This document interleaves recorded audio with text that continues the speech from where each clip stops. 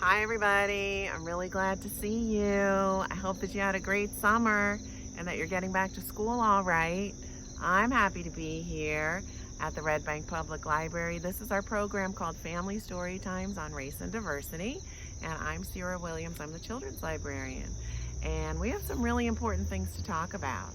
I'm actually hoping that you have continued to have conversations about race and diversity and all kinds of other issues in your everyday conversations throughout the summertime, not just with your families, but with your friends and your coworkers and your teammates.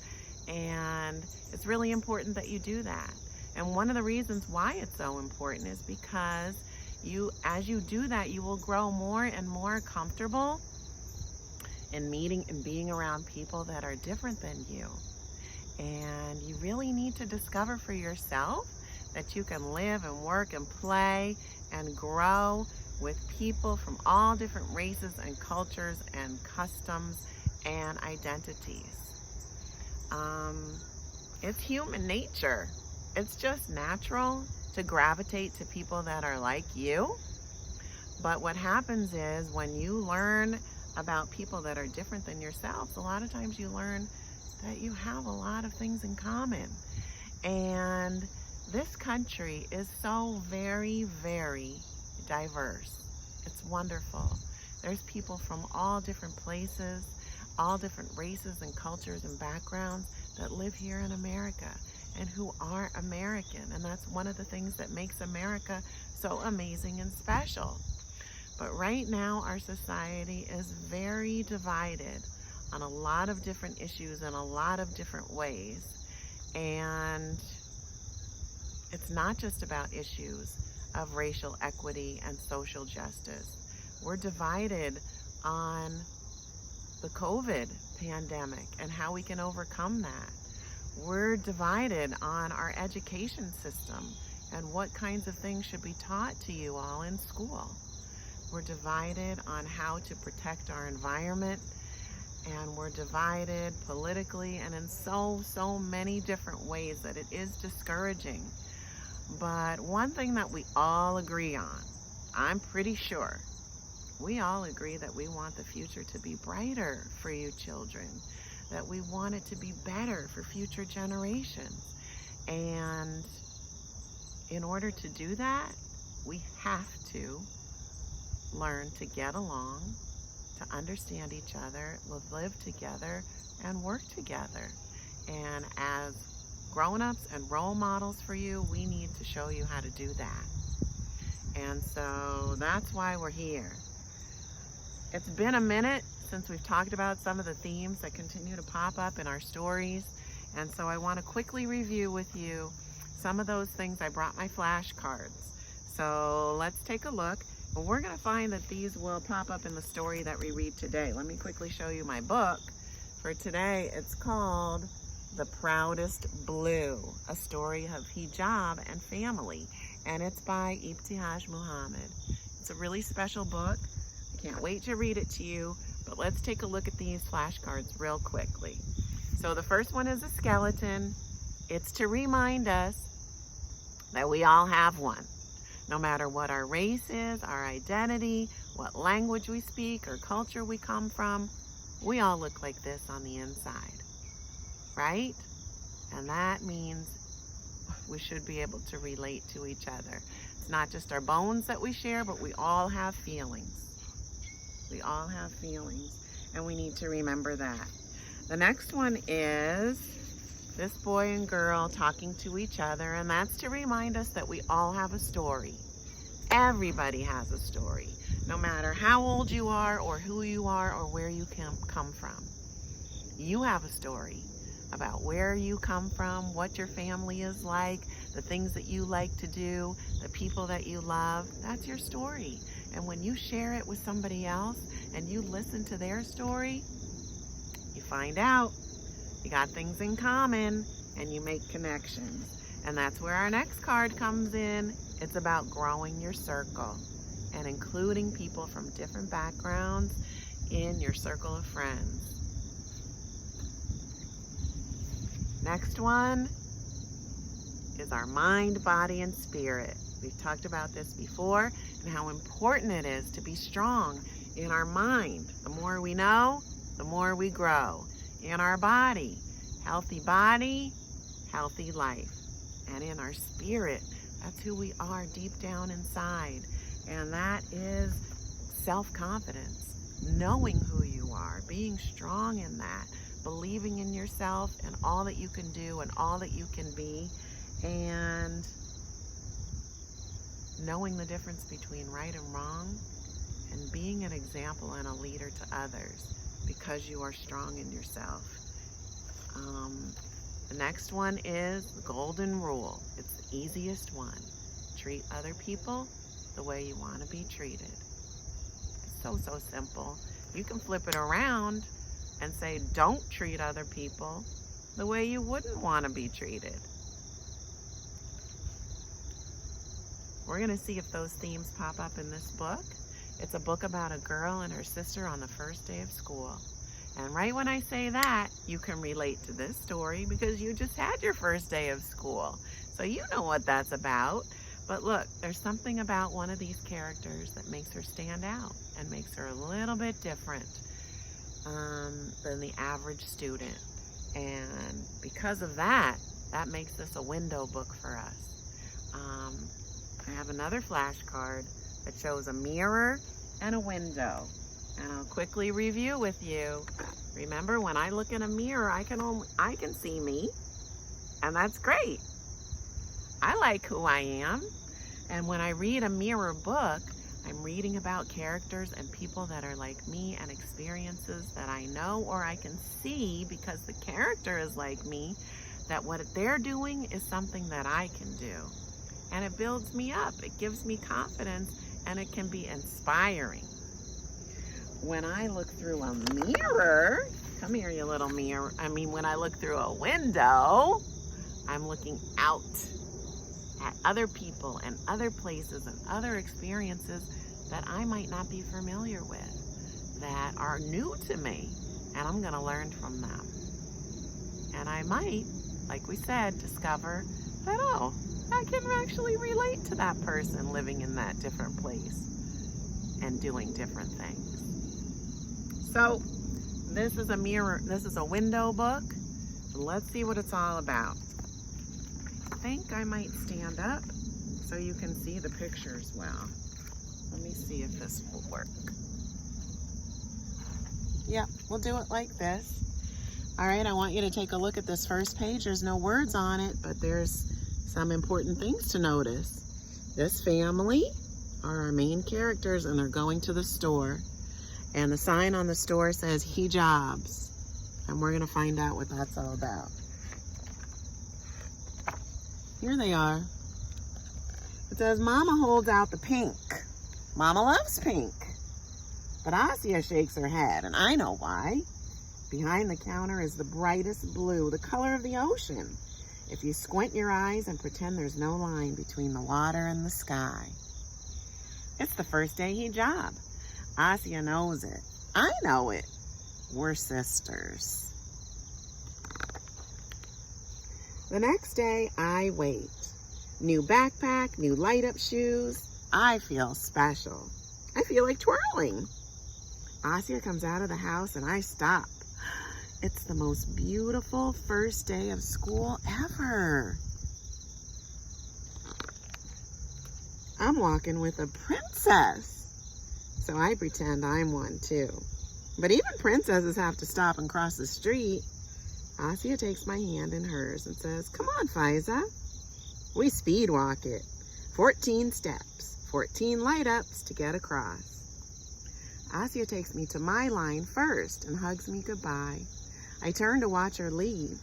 Give a little curtsy to the princess going to the 6th grade area. She's easy to see. Her hijab smiles at me the whole way. My first day hijab is gonna be blue too. Don't little sisters and brothers always want to be like their big brothers and sisters? Oh, what's that on your sister's head? The girl in front of me whispers. A scarf, I whisper back. I don't know why a whisper came out. I try again, louder now. a scarf, a hijab. Oh, she whispers. Asia's hijab isn't a whisper. Asia's hijab is like the sky on a sunny day. The sky isn't a whisper. It's always there, special and regular. The first day of wearing hijab is important, Mama had said. It means being strong. Didn't we just talk about being strong in our mind, body, and spirit? I turn, but I can't see the blue anymore. I run to the big kid's side, 27 steps to see Asia. I need to give her another hug. I need to see her smile. Faiza? Asia's eyes wonder why I'm here. Are you excited, I ask, about the first day of hijab? She nods, smiling big, and I feel better. See her there, smiling? And don't her friends look really nice? But someone laughs from nearby, a boy pointing at Asia. Why?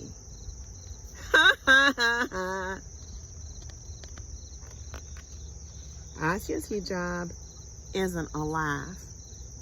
Asia's hijab is like the ocean waving to the sky. It's always there, strong and friendly. Some people won't understand your hijab, Mama had said, but if you understand who you are, one day they will too. In class, I draw a picture. 2 princesses in hijab having a picnic on an island where the ocean meets the sky. The girl who whispered in line says she likes it. She says it's so loud the teacher comes over to see it. I wonder if Asia drew a picture too. Recess time is for 5 cartwheels in a row. I land the last one near the 6th graders, near Asia and her friends, near a boy yelling, "I'm gonna pull that tablecloth off your head."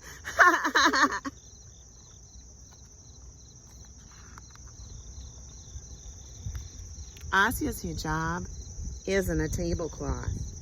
Asia's hijab is blue, only blue. Asia turns away. Her friends turn away. They race to the middle of the schoolyard, their shoes pounding the pavement, playing tag. Mama said, "Don't carry around the hurtful words that others say. Drop them. They're not yours to keep. They belong only to those who said them."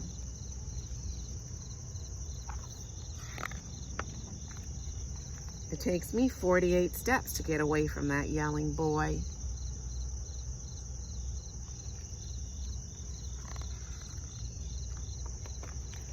After school, I look around. I look for whispers, laughs, and shouts. But I only see Asia waiting for me like it's a regular day. She's smiling, strong. I think she had a good day. We cross the road hand in hand. I can't wait to get home, to show Mama the picture I drew, to show Asia that I'm wearing the same hijab in it.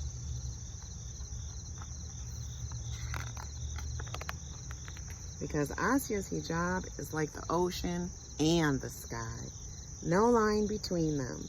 Saying hello with a loud wave. Saying I'll always be here.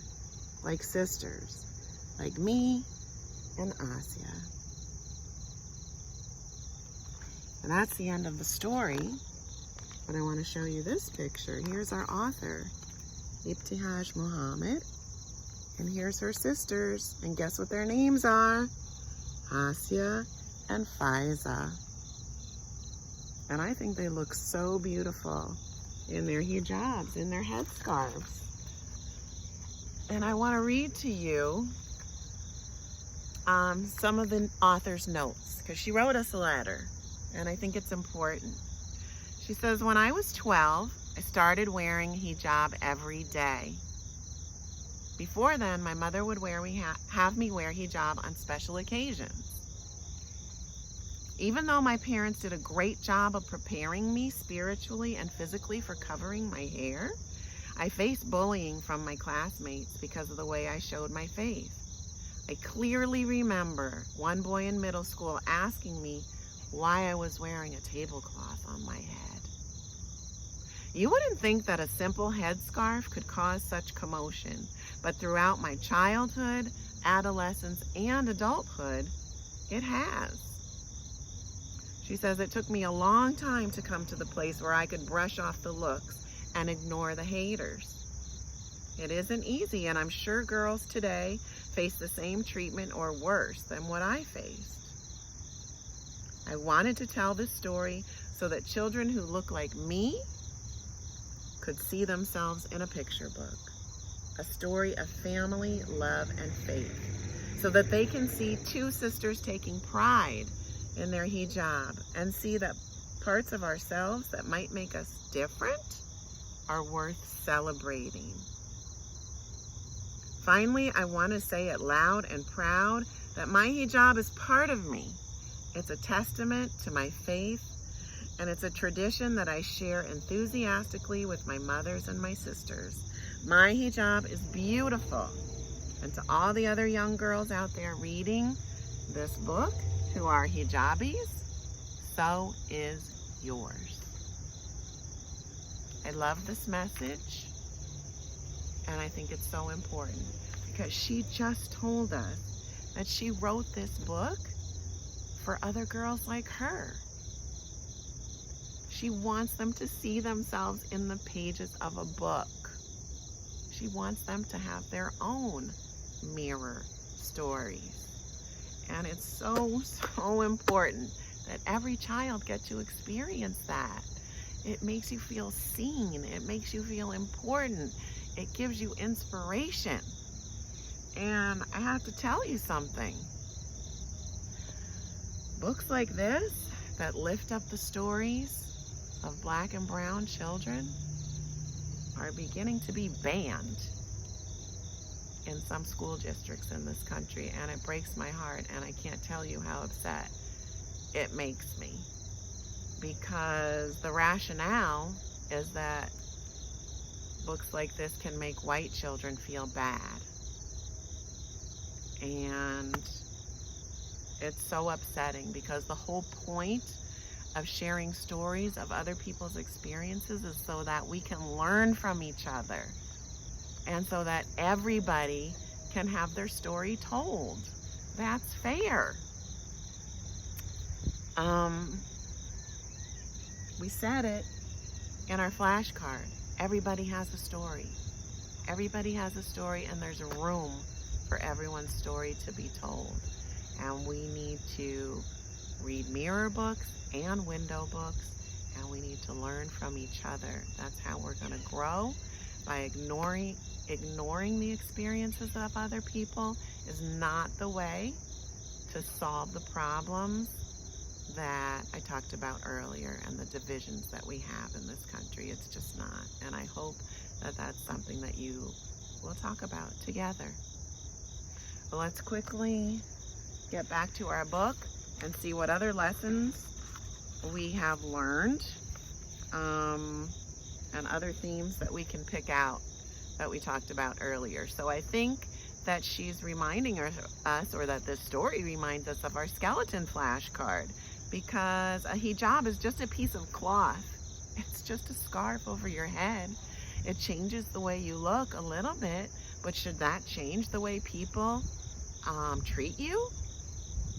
I don't think so. And she's reminding us that she's just a 6th grade girl with a scarf on her head, and she should be treated like everybody else. And I think her friends in this story did do that, because she always had a smile on her face. She was always surrounded by her friends and playing, and there was just a few kids who seemed to be not nice. I think the story also reminds us of our mind, body, spirit card, because her mother had some words of wisdom for her.